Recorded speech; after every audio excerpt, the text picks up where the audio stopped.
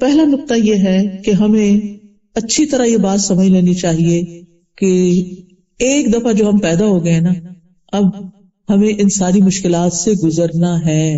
آزمائشیں مسلسل آئیں گی، کبھی خوف کے ذریعے، کبھی بھوک کی، کبھی مال جان کی کمی، کبھی پھلوں کی کمی. لیکن کیا ہے؟ وبشر الصابرین، صبر کرنے والوں کو بشارت دے دو. اب آپ دیکھیے، جب خوف آتا ہے تو ہمیں کس کس چیز کا خوف ہوتا ہے کہ میرے ساتھ پتہ نہیں کل کیا ہوگا. کچھ لوگ تو اتنا ڈرتے ہیں کہ پتہ نہیں کل کیا ہوگا، صبح کیسی ہوگی، اگلے مہینے کیا ہوگا، کہیں جاب نہ چلی جائے، بچوں کو کچھ نہ ہو جائے، پتہ نہیں میں زندہ رہ سکوں گا کہ نہیں، کہ اپنے بچوں کی خوشیاں دیکھ سکوں، مستقبل میں میرے ساتھ میرا کاروبار کا کیا ہوگا، دنیا کی اکانومی کا کیا بنے گا، مہنگائیوں کا کیا ہوگا. 10 سے 15 منٹ کی خبریں سننے کے بعد، اخبار پڑھنے کے بعد عموماً لوگوں کا موڈ آف ہو جاتا ہے، دل خراب ہو جاتا ہے. آپ دیکھیے کہ پہلے لوگ اتنے پریشان کیوں نہیں ہوتے تھے، کیونکہ ان کی پریشانیاں بس گھر کی یا اپنے محلے یا گاؤں کی ہوتی تھی. اب کیا ہے؟ پوری دنیا کے مسئلے مسائل آپ CNN کھول لیں یا BBC کھول لیں، کوئی کھولے، ایک دفعہ نہیں، دہرا کے آپ کو پکا سبق کرا دیتے ہیں کہ فلاں جگہ کینیڈا میں کار ایکسیڈنٹ میں بندہ مر گیا، اور آپ کو لگ جاتا ہے خوف کہ پتہ نہیں اب میں نکلوں گی تو کیا ہوگا، وہاں پولیس شوٹنگ ہو گئی ہے، وہاں بچوں نے اسکول میں یہ ہنگامہ کر دیا ہے. اب آپ خوف ہے جو میرے بچے اسکول جاتے ہیں پتہ نہیں ان کا کیا ہوگا. سب کچھ اللہ کے سپرد کر دے. افوض امری الی اللہ، میں اپنا سارا معاملہ اللہ کے سپرد کرتا ہوں. واللہ خیر حافظا وہو ارحم الراحمین، اللہ کی حفاظت میں. یوسف علیہ السلام کے ساتھ کون تھا؟ موسیٰ علیہ السلام کے ساتھ فرعون کے دربار میں کون تھا؟ موسیٰ علیہ السلام کے ساتھ مدین میں کون تھا؟ اکیلے گئے تھے، کس نے کھانا دیا، کس نے بیوی دی، کس نے گھر دیا، کس نے جاب دی، سب کچھ مل گیا. سب کچھ اللہ کرنے والا ہے. آج تک کبھی اس نے بھوکا رکھا ہم کو؟ نہیں، تو کل بھی انشاءاللہ دے گا وہ.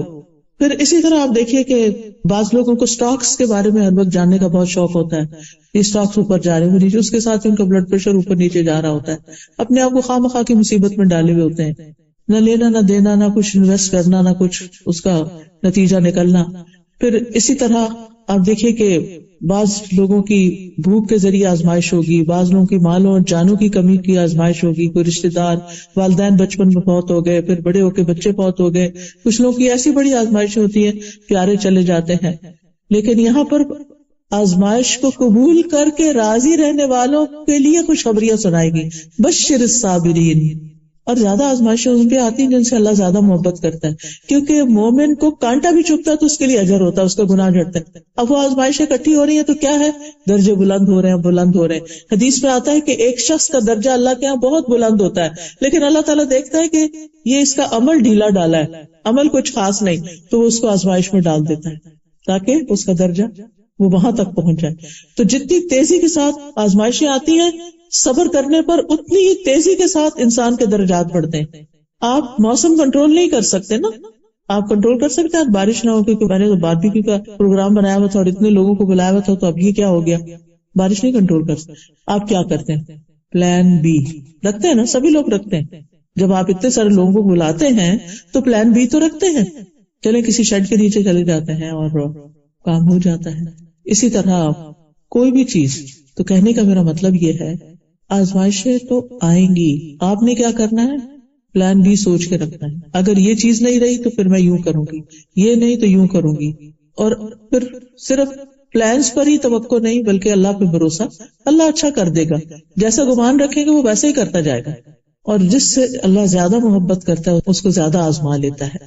اور پھر آپ دیکھیے کہ سلامتی کا گھر صرف جنت ہے، دار السلام اس کا نام ہے. اور ہم ہر نماز کے بعد کیا کرتے ہیں؟ اللہم انت السلام و منک السلام تبارک یا ذا الجلال والاکرام. سلام، سلامتی کہاں ہے؟ پھر مشکلات میں سلامتی کہاں ملے گی؟ اللہ کے پاس. اللہ السلام ہے. لہذا پیغمبر علیہ السلام جتنے بھی تھے، جب کچھ مشکل آتی تھی تو وہ کیا کرتے تھے؟ نماز کی طرف دوڑتے تھے. وہاں جا کے انسان کو سلامتی، سکون اور پیس مل جاتا ہے. پھر آپ دیکھیے کہ جنت کس سے گھری ہوئی ہے؟ آزمائشوں سے گھری ہوئی.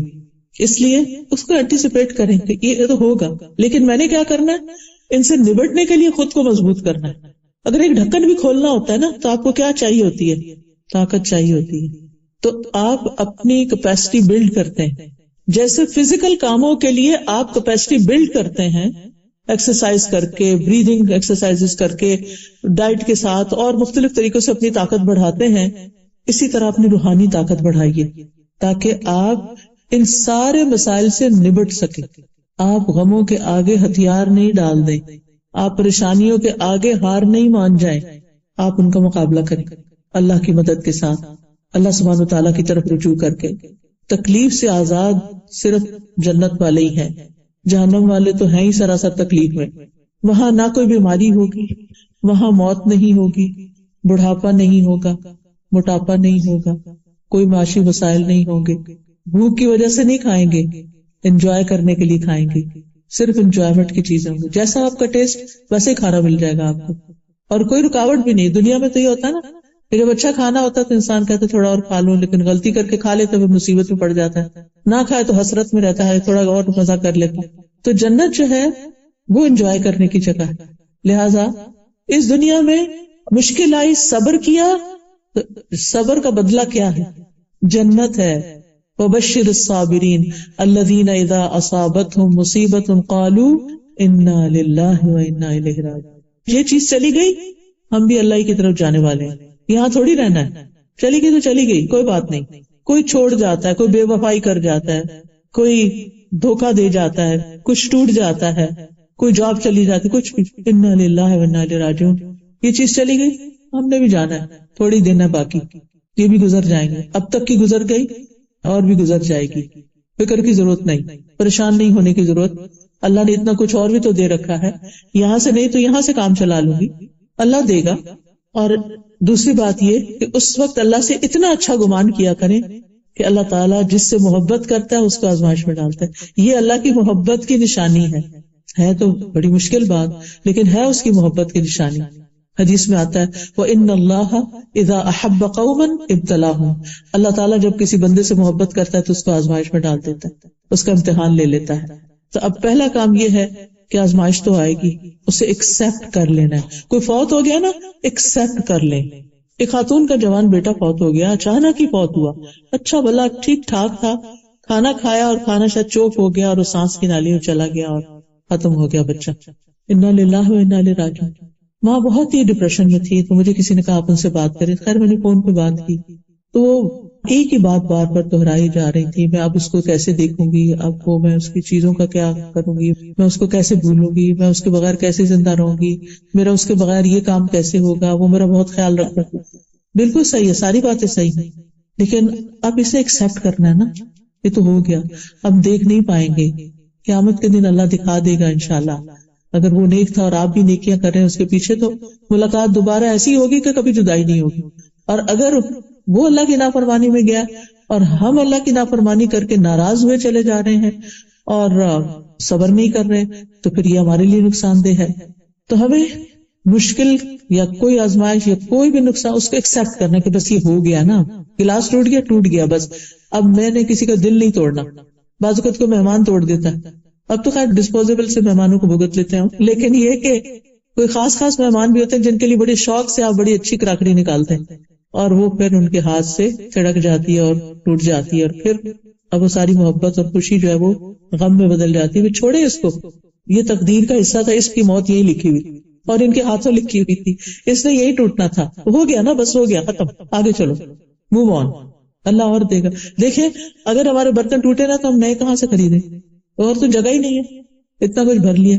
پھر آپ دیکھیے کہ یہ اپنے آپ سے دہرایا کریں کہ یہی زندگی ایسی ہی ہے، رولر کوسٹر ہے، اسموتھ رائڈ نہیں ہے. یہ ہوگا، کوئی بات نہیں. جب آپ بیک ہوم جاتے ہیں اور ٹوٹی ہوئی سڑکوں پہ گاڑی چلاتے ہیں تو کچھ لوگ ہوتے ہیں کہ وہ ایکسپٹ کر لیتے ہیں کہ یہ ٹوٹی ہوئی سڑک ہے، اس پہ یہ ہوگا، اور کچھ لوگ ہر تھوڑی دیر کے بعد توبہ کیسا گڑا آ رہا ہے، یہ ہو گیا، وہ سارا مزہ ہی خراب کیے رکھتے ہیں اپنا اور دوسروں کا بھی. تو یہ تو ہوگا، ٹوٹی سڑک پہ آپ چڑھے ہیں تو ہوگا، اس زندگی میں آئے تو اب یہ تو ہوگا. ایکسپٹ کر لیں، ایکسپٹ کر لیا. پھر یہ ہے کہ یہ یاد رکھیں کہ کچھ امتحان چھوٹے ہوتے ہیں، کچھ بڑے ہوتے ہیں. جو بھی امتحان آئے کہیں شکر اللہ کا، اس سے بڑا نہیں آیا، وہ آپ کو چھوٹا لگنے لگے گا. کچھ مسائل کم عرصے کے لیے ہوتے ہیں، کچھ مسائل زیادہ عرصے کے لیے ہوتے ہیں. آپ سوچیں کہ زیادہ عرصے کے لیے اجر و ثواب بڑھنے لگ گیا. کبھی ایک مسئلہ ختم نہیں ہوتا کہ ایک اور شروع ہو چکا ہوتا ہے، انسان اور زیادہ بوجھ تلے دب جاتا ہے. اس کو بھی ایکسپٹ کر لیں. یہ ایکسپٹ کیا، ایک اور بھی ایکسپٹ کر لیتے، اور پھر ایکسپٹ کرنے کے بعد ان کو پروفیشنل طریقے سے ڈیل کرنے کی کوشش کریں. کوئی بیمار ہے تو علاج کریں, دعا کریں. اگر روزی روٹی چلی گئی ہے تو اس کے لیے آپ بھاگ دوڑ کریں, کچھ نئی جگہ تلاش کریں. ہو سکتا ہے اسی میں ہی خیر ہو, آپ کو اللہ نے اس سے بہتر دینا ہو, آپ اس کے ساتھ چمٹ کے بیٹھے ہوئے, یہ گیا ہے تو اب آپ نئی تلاش کریں گے, اللہ تعالیٰ آپ کے لیے نیا وینیوز کھول دے گا. سوچ کو مثبت رکھیں, پازیٹو سوچیں, پریشانی کو مثبت سوچ میں بدل لیں. یہ یاد رکھیں ہر مشکل کے ساتھ آسانی ہے. قرآن میں آتا ہے فَإِنَّ مَعَ الْعُسْرِ يُسْرًا إِنَّ مَعَ الْعُسْرِ يُسْرًا. اب آپ دیکھیں دو طرف یسر ہے, بیچ میں عسر ہے. دو بار اللہ تعالیٰ اس آیت کو لائیں تاکہ مومن کو تسلی ہو. پھر آپ دیکھیے کہ کچھ لوگوں کے پاس اتنے بڑے مسائل کوئی نہیں ہوتے لیکن پھر بھی وہ خوف اور پریشانی کا شکار رہتے ہیں. اس عادت کو بھی بدلیے. آپ اس آیت کو یاد رکھیے إِنَّ مَعَ الْعُسْرِ يُسْرًا. اگر تکلیف آ گئی نا تو اللہ تعالیٰ اس میں سے کوئی آسانی بھی نکالے گا, کوئی اور رستہ بھی نکلے گا. اور پھر یہ کہ ہم تو مسلمان ہیں نا, ہم کہتے ہیں ہم تو اللہ کے لیے جی رہے ہیں. ان صلاتی و نسکی و محیایا و مماتی للہ رب العالمین. یہ کہہ دیا تو کیا مطلب ہے اس کا؟ میری زندگی کس کے لیے؟ جس نے دی ہے اسی کے لیے, جیسے وہ چاہے گا ویسے ہی زندگی بسر کروں. لہذا مجھے یہ دیکھنا ہے کہ میں کہاں کہاں اللہ تعالیٰ کو ناراض کر رہی ہوں, مجھے اپنے آپ کو درست کرنا ہے. تکلیف میں انسان اللہ کو زیادہ یاد کرتا ہے, دعائیں بھی زیادہ کرتا ہے, پھر اللہ سے مدد مانگے کہ اللہ تعالیٰ میری کوئی چیز آپ کو پسند نہیں, آپ اس کی اصلاح کر دیں. اور یہ دعا کثرت سے مانگا کریں, اللہم وفقنا لما تحب و ترضا. اللہ مجھے اس چیز کی توفیق دے دیں جس سے آپ محبت کرتے ہیں اور جس سے آپ راضی. مجھے وہ کام کرنے سکھا دیں, ان کاموں کو شوق لگا دیں کہ جن سے آپ راضی. کتنی خوبصورت دعا ہے, میری فیوریٹ دعا کہ اللہ وہ کام کروا لے جس سے آپ راضی ہو جائیں, جس سے آپ خوش ہو جائیں. کیونکہ الٹیمیٹ گول کیا ہے ہماری زندگی کا؟ کس کو خوش کرنا؟ اللہ کو. ہم کہتے تو ہیں لفظوں سے لیکن کرتے کس کو خوش؟ سارا وقت اس کی خوشی میں کوئی پریشانی میں رہتے ہیں, لوگوں کو خوش کر. آپ دیکھیے کہ ہم اپنے سارے کاموں کو جائزہ لیں. مثال کے طور پر آپ دیکھیں کہ ہماری شادیاں ہوتی ہیں تو ہم لوگوں کو خوش کرنے کے لیے کیا کیا نہیں کرتے, اور خود اپنا حال خراب کر لیتے ہیں دوسروں کو خوش کر کر کے. لوگ پھر بھی خوش نہیں ہوتے. وہ ساری اچھی چیزیں پا کر, کیونکہ انسانی نیچر ہی ایسے, شیطان کے دباؤ میں ساری اچھی چیزیں پا کر جو چیز ذرا ٹھیک نہیں ہوگی اس کو پکڑ لیں گے. کیسا لگا کھانا, وہ جو فلاں چیز تھی نا, وہ سیلڈ کا فلاں پتا تھا, وہ فلاں ایسا, چھوٹی سی کوئی چیز اس میں سے نکال لیں گے. پھر یہ ہے کہ اللہ کو دوست بنا لیں. یوسف علیہ السلام کی زندگی بڑی آزمائشوں میں گزری تھی. اللہ نے ان کو بادشاہت بھی دے دی, ہر چیز ان کے کنٹرول میں دے دی, سب ان کے تابع ہو گئے, ہر چیز ان کے لیے مسخر ہو گئی. انہوں نے کیا مانگا؟ فاطر السماوات والارض انت ولی فی الدنیا والآخرہ. میرا سہارا یہ اس بادشاہت پہ نہیں, ان اختیارات پہ نہیں. انت ولی فی الدنیا والآخرہ, تو ہی میرا دوست ہے دنیا اور آخرت میں. توفنی مسلمن, مجھے اسلام کی حالت میں فوت کرنا. میری فکر یہ ہے, میرا غم یہ ہے. والحقنی بالصالحین, اور مجھے نیک لوگوں کے ساتھ ملانا. صالحین کے ساتھ, مرنے کے بعد بھی, دنیا میں بھی نیک لوگوں کے ساتھ اور موت کے بعد بھی نیک لوگ. کیونکہ نیک لوگ کسی کی غیبت نہیں کرتے. کسی کی نیکی کو پہچاننا نا, یہ نیک ہے یا نہیں, اس کی گفتگو پہ غور کیا کریں کہ یہ منفی باتیں کرتا ہے یا مثبت باتیں کرتا ہے. یعنی یہ لوگوں کی صرف برائیاں ہی چنتا رہتا ہے یا اس نے کبھی لوگوں کی تعریف بھی کی اور اچھی بات بھی کی ہے. نیک لوگ وہ ہوتے ہیں جو اپنے رویے سے, اپنے معاملے سے, اپنی باتوں سے دوسروں کو خوشی دیتے ہیں. وہ لوگ نیک نہیں ہوتے کہ اگر آپ ان کے پاس بیٹھے تو ڈپریشن میں اور پڑ کے اٹھیں کہ آپ کو مایوس ہی کر دیں. تو ایمان ہونے کے باوجود اگر ڈپریشن ہو رہا ہے تو یاد رکھیے کہ اللہ ایمان والوں کا دوست ہے, وہ انہیں اندھیروں سے نکال کر روشنی میں لاتا ہے. تو اللہ کو دوست بنا لیں. پھر اللہ کے ذکر میں خود کو مشغول رکھیں. ابن تیمیہ کہتے ہیں رحمہ اللہ, جو شخص خود کو اللہ کے ذکر میں مشغول نہیں کرتا اور اس کی زندگی میں ایسے لمحات آتے ہیں جب وہ مکمل خاموش ہوتا ہے اور وہ کچھ نہیں کرتا, تو شیطان اس کے اندر وسوسے ڈالنے شروع کر دیتے ہیں. جو لوگ ذکر کرتے رہتے ہیں شیطان ان سے بھاگتا ہے, اور جب آپ ذکر چھوڑ دیتے ہیں شیطان آپ کے دل پہ جم جاتا ہے. جب آپ چپ کر کے بیٹھے ہوتے تو ذہن کدھر چلا جاتا ہے, ادھر ادھر بھٹکنے لگتا ہے. تو مثبت سوچ کے لیے ذکر ضروری ہے. پھر اللہ کا تقوی اختیار کریں.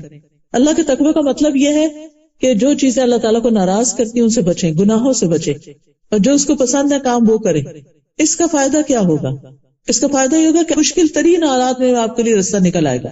سورۃ طلاق میں آتا ہے وَمَن يَتَّقِ اللَّهَ يَجْعَل لَّهُ مَخْرَجًا وَيَرْزُقْهُ مِنْ حَيْثُ لَا يَحْتَسِبُ. جو اللہ کا تقوی اختیار کرتا ہے اللہ تعالیٰ اس کے لیے مشکل سے نکلنے کا راستہ بنا دیتے ہیں. اور اس کو وہاں سے رزق دیتے ہیں جہاں سے وہ سوچ بھی نہیں سکتا، گمان میں بھی نہیں ہوتا، خیال میں بھی نہیں ہوتا۔ حضرت ہاجرہ کی مثال لے، ایک خاتون تھی، خاتون میرے اور آپ جیسی، ہم سے بہتر، لیکن خاتون تھی، خاتون ہونے میں ہم جیسے۔ ابراہیم علیہ السلام نے ان کو اور ان کے دودھ پیتے بچے کو کہاں چھوڑا تھا؟ اگر آج ہمارا شوہر ہمارے ساتھ ایسے کرے تو پھر ہم کیا کریں گے؟ سنگل پیرنٹس کی آپ نے حالت کبھی دیکھی ہوئی؟ حضرت ہاجرہ نے کیا کیا تھا؟ وہ جب حضرت ابراہیم ان کو چھوڑ کے جا رہے تھے، کہاں چھوڑ رہے تھے؟ مکہ کی وادی میں، جہاں کوئی انسان ہی نہیں تھا، کوئی گھر نہیں تھا، کوئی کچن نہیں تھا، کوئی فریج نہیں تھی، کوئی کھانے کی چیز نہیں تھی، کوئی مارکیٹ نہیں تھی، کوئی اللہ والا رہتا نہیں تھا وہاں کے آپ کو لا کے دے دے، کچھ بھی نہیں تھا، ہر چیز سے محرومی۔ وہ اپنے شوہر کے پیچھے جاتی، آپ مجھے کیوں یہاں چھوڑ کے جا رہے ہیں؟ وہ خاموش ہے، وہ آگے چلنے لگتے، پھر پیچھے نہیں مڑ کے دیکھتے، آپ کیوں چھوڑ کے جا رہے ہیں؟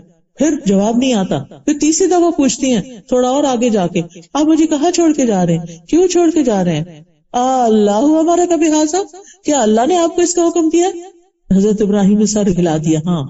تو دیکھیے اس عورت کا ایمان، پھر اللہ ہمیں ہرگز ضائع نہیں کرے گا، پھر ہم یہاں بھوکے نہیں مریں گے، ہم پھر تنہا نہیں ہیں، پھر اللہ ہمارے ساتھ ہے۔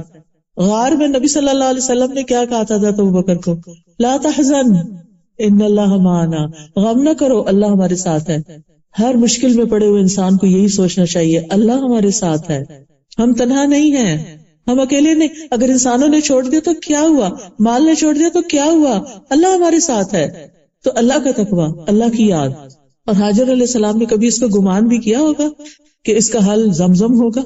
آج تک ہم زمزم کو ترستے ہیں، کہیں سے مل جائے تو اس کو سنبھال کر رکھتے ہیں، اس کا ایک ایک قطرہ ہم سنبھالتے ہیں کہ اس کو ضائع نہیں ہونے دینا۔ تو کیا تھا؟ ان مع العسر یسرا، وہ کس طرح بھاگ دوڑ کر رہی تھی وہاں پر۔ ہم اب جاتے ہیں تو ہم کہتے ہیں چلا نہیں جاتا، اتنی مشکل میں آ جاتے ہیں ہم جب صحیح کرتے ہیں پیدل۔ تو وہاں تو چھت بھی نہیں تھی، اے سی بھی نہیں تھا، کچھ بھی نہیں تھا، کوئی لوگ بھی نہیں آس پاس تھے۔ لوگوں کی موجودگی میں کام کرنا آسان ہو جاتا ہے بعض اوقات، اور سارے چلے جا رہے ہیں، کہتے ہیں یہ بھی تو چل رہے ہیں، وہ دیکھے کس طرح لگڑا کے چل رہا ہے، میں بھی چلوں گی۔ چلنے کی ہمت آ جاتی، انسان دوسروں سے انسپائر ہو کے چلتا ہے۔ لیکن حضرت ہاجرہ رضی اللہ تعالیٰ عنہا، سبحان اللہ، کوئی بھی تو نہیں تھا، اور شوہر نے بتایا بھی نہیں میں کب آؤں گا واپس، اور آؤں گا بھی کہ نہیں آؤں گا۔ کیا دل ہوگا، کیسا یقین ہوگا، کیسا توکل ہوگا کہ وہ اس وقت پریشان نہیں ہوتی بلکہ بچے کی فکر کرتی ہیں۔ وہ پہلے تو دودھ پلاتی رہی، پانی تھا پیتی رہی، کام چلتا رہا، جب سب کچھ ختم ہو گیا تو پھر بچہ رونا شروع ہو گیا۔ بہرحال اور کیا کرنا ہے، پریشانی، دکھ، غم، تکلیف، مایوسی میں اپنے گناہوں کا اعتراف کرنا ہے، یہ مشکلات سے نکلنے کا راستہ ہے۔ یونس علیہ السلام نے مچھلی کے پیٹ میں کیا پڑھا تھا؟ لا الہ الا انت سبحانک انی کنت من الظالمین۔ صرف لفظ نہیں دہرانے، سوچ کے پڑھنا ہے، تیرے سوا کوئی الہ نہیں، تو پاک ہے، تیرے میں کوئی عیب کمی کوتاہی نہیں، بے شک میں ظالم ہوں، میری غلطی ہے، I was wrong۔ انہوں نے یہ نہیں اس وقت کہنا شروع کیا کہ وہ لوگوں نے مجھے بہت ستایا تھا اس لیے میں نکلا تھا وہاں سے۔ لوگوں نے حد درجہ تنگ کر دیا تھا حضرت یونس علیہ السلام کو، اس لیے انہوں نے اپنی قوم کو چھوڑا تھا، ابھی اللہ کا حکم نہیں آیا تھا۔ اللہ کا حکم آتا قوم تباہ ہو جاتی ہے، ان کو اللہ تعالیٰ بچا کے لے جاتے، جیسے سارے پیغمبروں کے ساتھ ہوا۔ تو یہ پہلے نکل آئے ناراض ہو کے، اور پکڑ ہو گئی۔ نکلے کیسے پھر اس پکڑ سے، اس غم سے؟ اور اللہ تعالیٰ قرآن پاک میں فرماتے ہیں وَكَذَلِكَ نُنْجِي الْمُؤْمِنِينَ، ہم مومنوں کو اسی طرح نجات دیتے ہیں، یعنی جیسے یونس علیہ السلام کو دی تھی، اگر مومن بھی اپنی غلطیوں کا اعتراف کرے، اپنی غلطیوں کو مانے، اپنے گناہوں کی توبہ کرے، تو ہم ان کو بھی ایسے ہی غم سے نکال لیں گے۔ اور اس کی تفصیل تو آپ کو پتہ ہی ہوگی کہ کس طرح قرہ ان کے نام بار بار نکلا اور ان کو پھینکا گیا، اور اس طرح وہ مچھلی کے پیٹ میں چلے گئے، اور پھر وہ سمندر کی گہرائی میں چلی گئی۔ ابھی جو آپ دوست ڈوبی ہے، پڑھا ہوگا آپ نے کہ کتنا ڈارک ہے نیچے، تو اللہ تعالیٰ فرماتے قرآن پاک میں وَنَادَى فِي الظُّلُمَاتِ، انہوں نے اندھیروں میں پکارا، مچھلی کے پیٹ کا اندھیرا، غم کا اندھیرا، اور پھر سمندر کا اندھیرا، اور رات کا اندھیرا۔ اف، سوچ کے روح کانپ جاتی ہے اگر آپ امیجن کریں، وہاں سے اللہ نے نکالا۔ کیا ہم میں سے کسی کا غم، تکلیف، پریشانی ویسی ہے؟ نہیں۔ اور اگر اللہ نے ان کو نکالا تو وہی اللہ ہمیں بھی نکال سکتا ہے، لیکن انہوں نے سچے دل سے کہا تھا۔ ہم کیا کرتے، گٹیاں پکڑ لیتے ہیں، باتیں کرتے ادھر ادھر کہ لا الہ الا انت سبحانک انی کنت من الظالمین، اس نے کیا پہنا ہوا ہے، اس کے کپڑے کیسے ہیں، یہ کیا پڑھنا ہوا، ایک دفعہ نہیں سوچ کے پڑھتے، پھر کہتے ہیں ہم نے تو وظیفہ کیا تھا کچھ نہیں ہوا۔ حضرت یونس کے بارے میں کوئی نہیں آتا کہ انہوں نے 1.25 لاکھ ہی پڑھا تھا، انہوں نے شاید ایک ہی دفعہ پڑھا اور مچھلی اوپر آنا شروع ہو گئی۔ اور پھر کس طرح اللہ کے اذن سے مچھلی نے باہر نکالا، مچھلی کے ایسڈ سے سارا جسم زخمی ہو چکا تھا، ریش ہو چکا تھا. قرآن مجید میں آتا ہے کہ اللہ تعالیٰ نے ان کے لیے یقطین کدو کا پودا اگایا اور اس کی چھاؤں میں تھے اور اس کا پھل بھی کھاتے تھے. اسی لیے آپ دیکھیں کہ جو کدو ہوتا ہے وہ اسکن کی ڈیزیز کے لیے بہت مفید ہوتا ہے. پھر اللہ نے ان کے لیے انتظام کیا، پھر ان کو واپس اپنی قوم میں بھیجا اور ان کی قوم کو بھی اللہ نے معاف کر دیا، سب ٹھیک ہو گیا. آزمائش آئی، سخت آئی، لیکن نکل آئے اس سے. کس چیز سے؟ انی کنت من الظالمین، میری غلطی ہے. لیکن ہم سب کے اندر اتنی انا ہے، نہ اللہ کے آگے اس طرح جھکتے ہیں کہ اپنی غلطیاں مانے، ہم بلکہ کہتے ہیں میں نے کیا ہی کیا تھا. تو پھر آپ دیکھیے کہ کس طرح ویل جو دنیا کی سب سے بڑی مخلوق ہے اس نے اپنا منہ کھولا، اور کس طرح یونس علیہ السلام اندر گئے، اور کس طرح وہ ویل سمندر کی گہرائیوں میں گئی، اور کس طرح پھر یونس علیہ السلام باہر نکلے، اور کس طرح ان کو صحت ملی، اور کس طرح وہ اپنی زندگی میں روٹین پہ آ گئے. آج اگر کوئی ویل ہمیں نگل لے، اللہ نہ کرے، تو ٹیکنالوجی بھی یہ نہیں جان سکتی کہ یہ لوکیٹ نہیں کر سکتی کہ آپ کہاں ہیں، کوئی نہیں مدد کر سکتا. دیکھیے یونس علیہ السلام نے صرف اللہ کو پکارا تھا اور اللہ نے نکال دیا. تو ہمیں بھی کیا کرنا چاہیے؟ صرف سہارے نہیں ڈھونڈنے چاہیے، یہ مدد کرے گا وہ کرے گا، اور وہ نہیں کرتے تو اور فرسٹریشن. پھر اللہ ہے نا، جب کوئی دکھ ہو آپ اکیلا محسوس کریں کہ اللہ ہے نا، میں اکیلی تھوڑی بیٹھی ہوں، اللہ ہے نا میرے ساتھ. بچے چلے گئے کوئی بات نہیں، اللہ ہے نا. شوہر چلے گئے دنیا سے کوئی بات نہیں، اللہ ہے نا. میرے لیے اللہ کافی ہے، حسبی اللہ و نعم الوکیل. جب کبھی یہ خیال آئے نا کہ ہے، کیونکہ ہم سب جو ایج کے اس حصے میں 60+ مثلاً میری طرح، تو ہم سوچتے ہیں کہ اللہ نہ کرے اسپاؤس کو کچھ ہو، اللہ نہ کرے کہ بچوں کو کچھ ہو، پھر ہم اکیلے کیسے کیا کریں گے کیا نہیں کریں گے. یعنی ہر ایک کو یہ خوف ضرور آتا ہے، اور یہاں اس ملک میں تو خاص طور پر جہاں کوئی رشتے دار بھی نہ ہو تو پھر کیا کریں گے. یہی سوچا کہ اللہ ہے نا، وہی ٹیک کیئر کرے گا. الحمدللہ ہم لوگ مسجدوں سے جڑے ہوئے ہیں، بہت سے دینی دوست ہیں، ایمانی ساتھی ہیں، اللہ کا شکر ہے کہ وہ ہم سے زیادہ ہماری کیئر کرتے ہیں. لیکن یہاں کے لوگوں کو آپ دیکھیں کہ ابھی میں ایک قصہ پڑھ رہی تھی، اور یہ ہماری ایک اسٹوڈنٹ نے لکھا جو فرسٹ ہینڈ انفارمیشن اس نے لی، میں نے پوسٹ بھی کیا تھا حکمت کی بات میں، کہ 92 ایئرس اولڈ خاتون تھی، پچھلے 8 سال سے ان کا بچہ ان کو دیکھنے نہیں آیا تھا، اور جب ماں فوت ہو گئی اور دفنا دی گئی تو ظاہر ہے کہ پراپرٹی تو چاہیے تھی، تو آ کر اس نے گھر کا سارا سامان جنگ کی طرح ٹرک میں ڈالا اور نکال دیا. ماں کی کیسی کیسی میموریز تھیں، تصویریں تھیں، چیزیں تھیں جو سنبھال کے اس نے رکھی ہوئی تھی، وہ بچے کو ان میں سے ایک بھی نہیں چاہیے تھی. دنیا کا تو یہ عالم ہے. تو اس طرح کے کتنے ہی لوگ ہوں گے جو گھروں میں، اور مجھے پرسنلی میں 2014 میں انگلینڈ میں گئی تھی، تو وہاں پر ہماری کچھ ساتھی تھی، تو وہ سوشل ورکر تھی، تو انہوں نے بتایا کہ کس طرح وہ مختلف بوڑھے لوگوں کو دیکھتے ہیں، گھر میں کوئی نہیں ہوتا، شام کے وقت ان کا پیمپر چینج کر کے آتے ہیں، ان کو بیڈ میں ڈال کے ٹک ان کر کے آتے ہیں، اور پھر وہ کہتے ہیں کیوں جا رہی ہوں، ابھی سے جا رہی ہوں، رات کا اندھیرا اور وہ تنہا. کتنے ہی ایسے لوگ ہیں جو بزرگ ہیں اور گھروں میں تنہا ہیں یا پھر ہومز میں ہیں. تو الحمدللہ اللہ نے ہمیں ایمان دیا، اللہ نے ہمارے بچوں کو اچھی سوچ دی کہ جو والدین کی کیئر کرتے ہیں، اور اگر اپنی کسی مجبوری کی وجہ سے وہ نہیں بھی کر سکتے تو سب سے بڑا سہارا تو اللہ ہی کا ہے. بچوں کو سہارا نہ سمجھیں، مال کو سہارا نہ سمجھیں، اپنے سٹیٹس کو سہارا نہ سمجھیں، اللہ کو سہارا بنائیں، اس پہ توکل کریں. جب کوئی خوف کے خیال آئے، افوض امری الی اللہ، میں اپنا معاملہ اللہ کے سپرد کرتی ہوں، اللہ ہی سنبھالے گا. اور اپنی غلطیوں کا ذکر. اور پھر آپ دیکھیے کہ مشکلات آتی ہیں ہمیں اللہ سے قریب کرنے کے لیے، اللہ سے قریب کرنے کے لیے. اور اگر کوئی مشکلات کے باوجود اللہ سے قریب نہیں ہوتا تو وہ دنیا کا بدبخت ترین انسان، اس نے کچھ سیکھا ہی نہیں. کسی وقت کوئی بھی چوٹ ہمیں لگتی ہے تو ہمیں فوراً اللہ کو یاد کرنا چاہیے، فوراً قرآن کی طرف لوٹنا چاہیے. بعض اوقات اور کوئی نہیں، وہ جو ہمارا ہڈن دشمن ہے نا، شیطان، اور ایک تو اندر دشمن بیٹھا ہوا نفس، اس کے کچھ تقاضے ہوتے ہیں، جب وہ پورے نہیں ہوتے تو وہ اداس ہو جاتا ہے، اور کچھ شیطان کے وسوسے ہوتے ہیں. فوراً قرآن کی طرف جائیں، تلاوت شروع کر دیں، کوئی قرآن کی تفسیر شروع کر دیں، قرآن کی کسی مجلس میں چلے جائیں، مسجد میں چلے جائیں، جا کے بیٹھ جائیں، اللہ کا ذکر کریں. آپ کا دل اچھا ہو جائے گا. مشکل وہیں کھڑی ہے، آپ کا دل اچھا ہو جائے گا. آپ کو تو اس سے غرض ہے نا کہ آپ کا دل اچھا ہو جائے. مشکلیں تو جب جانا ہے تو جائے گی. Take good care of your self, اپنا خیال رکھیے، اپنے اوپر فوکس کیجئے کہ مجھے کون سی چیز طاقت دیتی ہے. فزیکلی ویک کر رہی ہے تو کیا کرنا ہے مجھے، اسپرچولی ویک ہو رہی ہے تو کیا کرنا ہے، ایموشنلی ویکنس کا شکار ہوں تو کیا کرنا ہے، مجھے اس وقت کیا کرنا ہے. اور جو نسخے آپ کو کام آتے ہیں نا وہ لکھ لیا کریں. اور اس وقت انہی کو استعمال کریں. پھر ایک ہیبٹ اپنی بنائیں کہ اپنی زندگی میں ایسی بکس پڑھیں جس میں انبیاء اور صحابہ کے حالات ہوں کہ وہ کیسی کیسی مشکلات سے گزرے. سب سے زیادہ آزمائش پیغمبروں کی ہوئی ہے، صحابہ کرام کی ہوئی ہے، لہٰذا ان کے واقعات سے سبق لیں. ابراہیم علیہ السلام پہ کوئی مشکل آئی تھی؟ پڑھا ہی ہوگا قصہ. آخر ہر سال ہم قربانی کا گوشت تو مزے سے کھا لیتے ہیں اور یہ واقعہ یاد کرنا بھول جاتے ہیں کہ قربانی کس نے کی تھی، کس چیز سے آزمائے گئے. کتنی بڑی عمر میں بچہ ملا تھا ان کو، بعض روایات میں 100+ تھے اور بعض میں 86 ایئرس.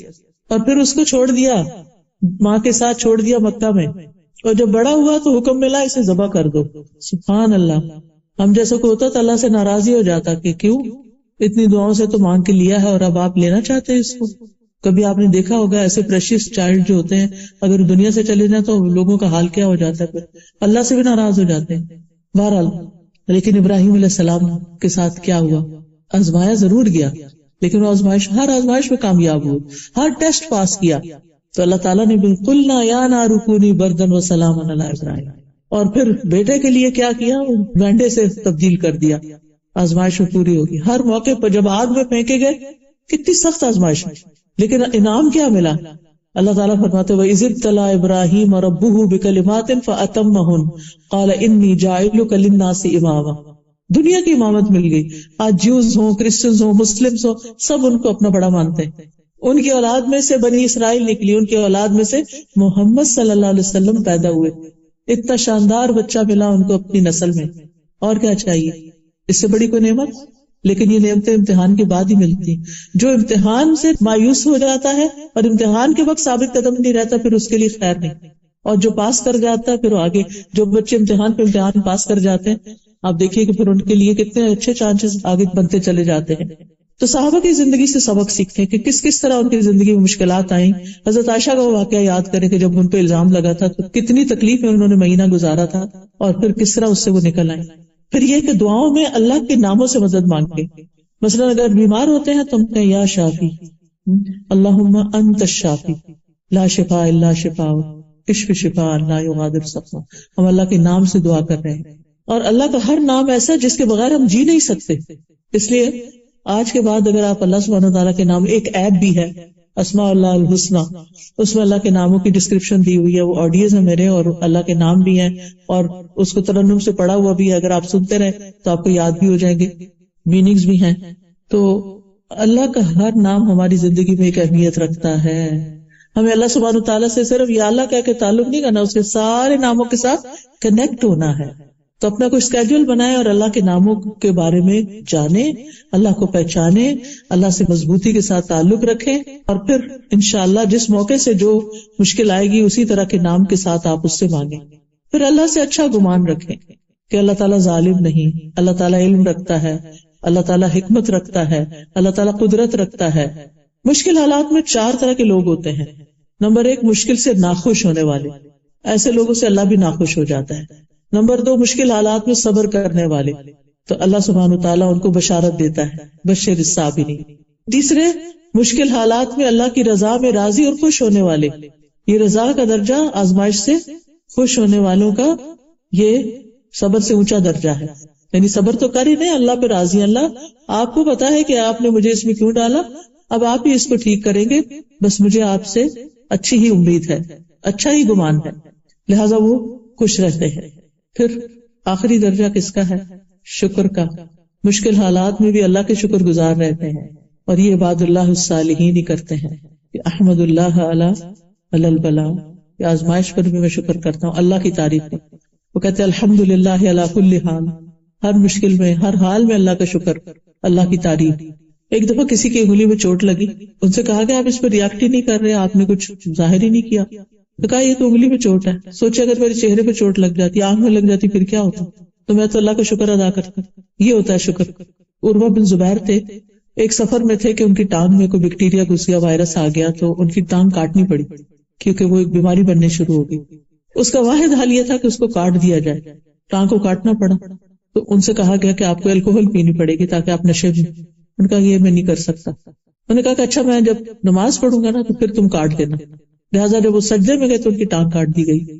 عروہ بن زبیر کے 2 بیٹے ان کے پاس آئے جب وہ آ رہے تھے باپ کو لینے کے لیے تو ایک بیٹا گھوڑے سے گرا اور مر گیا، ادھر سے ٹانگ گئی ادھر سے بیٹا گیا، ایک اور مشکل آ گئی اور بڑی بڑی مشکلیں. تو جس قافلے کے ساتھ وہ آ رہے تھے، قافلہ جب حضرت عروہ کے پاس پہنچا تو ان کا کہ کیسے بتائیں کہ ان کا بیٹا وفات پا گیا، ابھی تو ان کی ٹانگ کٹی ہے. کسی نے کہا کہ نہیں ان کو خبر نہ دو کیونکہ وہ خود مشکل میں کچھ دن کے بعد بتائیں گے. کسی نے کہا نہیں ابھی بتائیں تاکہ بیٹے کی نماز جنازہ پڑھیں. تو بہرحال متفق یہ ہوئے کہ ان کو بتا دیتے ہیں. اور جب ہوش میں آئے ایک ٹانگ دیکھی تو کہنے لگے اللہ کا شکر ہے جس نے میری ایک ٹانگ سلامت رکھی. اور جب ایک بیٹا آیا اور دوسرا نہیں تو شکر اللہ کا جس نے مجھے یہ بیٹا دکھا دیا. دونوں ہی گر سکتے تھے، دونوں ہی مر سکتے تھے. تو انہوں نے صرف یہ کہا فلک الحمد علی ما اخذت وما اعطیت، جو تو نے عطا کیا اس پہ بھی تیرا شکر اور جو تو نے لے لیا اس پہ بھی تیرا شکر. تو بات یہ ہے کہ مشکلات تو ہوں گی لیکن نکلنے کے جو طریقے میں نے آپ کو بتائے ہیں ان پہ غور کیجئے، مشکلات سے نبٹنا سیکھیے، گھبرائے نہیں، اللہ آپ کے ساتھ ہے، شکر ادا کرتے رہیں، اس کی رضا پہ راضی رہیں، صبر سے کام لیں تو آپ کو ایمان کی حلاوت محسوس ہوگی اور آپ کو نفس مطمئنہ حاصل ہوگا جو ویری مچ نیڈڈ ان دی موت. موت کے وقت بہت ضروری ہے، ورنہ جس حال میں انسان مرتا ہے دل کی حالت ویسے ہی ساتھ چلی جاتی. تو اللہ تعالیٰ سے دعا کرتے ہیں کہ اللہ سبحانہ وتعالیٰ ہمیں مضبوط مومن بنا دے، ہمیں اپنے ساتھ سے محروم نہ رکھے، ہم سے راضی ہو جائے، ہم سب کی تکلیفیں مشکلات دور کر دے. جتنی بہنیں آئی ہیں یہاں اللہ تعالیٰ ان سب کے غم دکھ پریشانیاں اور جو بھی ان کی زندگی میں مشکل چل رہی ہے اللہ تعالیٰ اس کو آسان کر دے. اور اللہ تعالیٰ ہمارے لیے موت کا مرحلہ آسان فرمائے، اللہ تعالیٰ ہمارے لیے قبر کا مرحلہ آسان فرمائے، اللہ تعالیٰ ہمارے لیے حشر کا دن آسان فرمائے. اللہ سبحانہ تعالیٰ ہمیں اپنا دیدار نصیب کرے. اللہ سبحانہ تعالیٰ ہمارے بچوں کو ہدایت اور ایمان پر رکھے. اللہ سبحانہ تعالیٰ ان کے لیے ہر طرح کی آسانیاں فرمائے. کبھی بھی ہمارے منہ سے کوئی ناشکری کی بات نہ نکلے، ہم اس کی رضا پہ راضی رہیں اور جو کچھ اس نے ہمیں دیا ہے اس پہ شکر ادا کرتے رہیں. اور جو چیزیں ہماری زندگی سے چلی گئی ہیں ہم ان پر اللہ سبحانہ تعالیٰ سے راضی رہیں. وآخر دعوانا ان الحمدللہ رب العالمین. جن لوگوں نے اس مجلس کا اہتمام کیا ہے، یہ کرسیاں لگائی ہیں، والنٹیئر کیا ہے، اور جتنی بھی ٹیم ہے شروع سے آخر تک جس طرح بھی آپ کو جس نے میسج پہنچایا ہے اللہ ہم سب کو جزائے خیر عطا کرے اور ان کی اس نیکی کو قبول کرے. اور اللہ کرے کہ آج کے لیکچر سے ہماری زندگی میں واقعی کچھ فرق آئے. تو جو کی پوائنٹس ہے گھر جا کے کہیں کاغذ پر لکھ لیجئے گا جو باتیں آپ کو یاد رہیں تاکہ کوئی مشکل آئے تو آپ اس کو پڑھ لیں اور پھر آپ کا دل اچھا ہو جائے. میرے خیال اسٹال بھی لگا ہوا ہے، اس میں کچھ کتابیں ہیں، آپ اپنے لیے اور اپنے دوستوں کے لیے لے کے جائیے. اس میں ایک استغفار کی برکت کتاب ہے، استغفار سے بھی مشکلات بہت حل ہوتی ہیں. تو اگر آپ کی گھر میں کتاب اور مشکل میں ہے تو انشاءاللہ پڑھیں گے تو آپ کے لیے آسانی ہوگی. پھر شکر بھی کرنا ہے تو شکر کے فائدے کیا کیا ہیں، یہ کتاب بھی بہت اچھی، ایک ایک صفحہ بھی روز پڑھ لے تو چند دن ایک مہینے میں کتاب ختم ہو جائے گی اور اس سے آپ کو ایک ڈوز ملے گی، آپ کو ایک انرجی ملے گی. پھر زبان کی حفاظت، زبان سے کسی تکلیف میں کوئی برے لفظ نہیں نکالنے کیونکہ ہر چیز لکھی جا رہی ہے تو بی کانشیس. تو اس میں ساری احادیث جمع کر دی گئی ہیں، خود بھی پڑھیے اوروں کو بھی سکھائیے.